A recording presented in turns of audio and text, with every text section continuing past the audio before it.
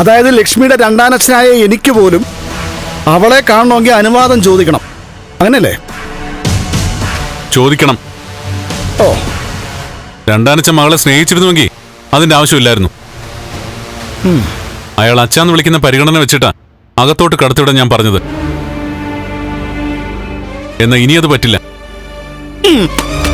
എന്നാ കേട്ടോടാ പുല്ലേ, നിന്റെ ഈ ഉണക്ക ഓഫീസിലേക്ക് അവസാനമായിട്ടാ ഞാൻ കയറി വരുന്നത്. എന്റെ മോള് പിണങ്ങി പിരിഞ്ഞ് വീട്ടിലടാ. നിന്റെയും എന്റെ വീട്ടിൽ അടിമയായിരുന്ന ഒരുത്തിയുടെയും പ്രകടനം കാരണം എന്റെ മോളുടെ താലി പൊട്ടിച്ചെറിയേണ്ട അവസരടാ ഇപ്പൊ കാര്യങ്ങൾ വന്ന് നിൽക്കുന്നേ. അതിൽ എനിക്കും എന്റെ ഭാര്യയ്ക്കും പങ്കില്ല. എല്ലാത്തിനും കാരണം നിങ്ങൾ നിങ്ങളുടെ അമ്മയോ? കരുണ അഹങ്കാരിയായിട്ട് വളർത്തിയത് നിങ്ങൾ രണ്ടാളും കൂടിയാ. ഓ, എന്റെ മോള് അഹങ്കാരി, നിന്റെ ഭാര്യ സൽസ്വഭാവി.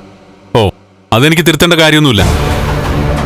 അമ്മ വളർത്തിയ മഹാലക്ഷ്മി 100% പെൺകുട്ടി ജീവിക്കേണ്ട രീതിയിലാ ജീവിക്കുന്നത്.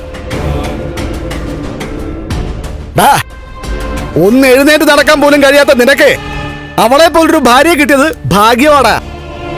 ഈ ജന്മം കല്യാണം മറന്നു നടന്ന നിന്റെ ജീവിതത്തിലേക്ക് അവള് കടന്നു വന്നതേ നിന്നെ സംബന്ധിച്ചിടത്തോളം ലോട്ടറിയാടാ, ലോട്ടറി.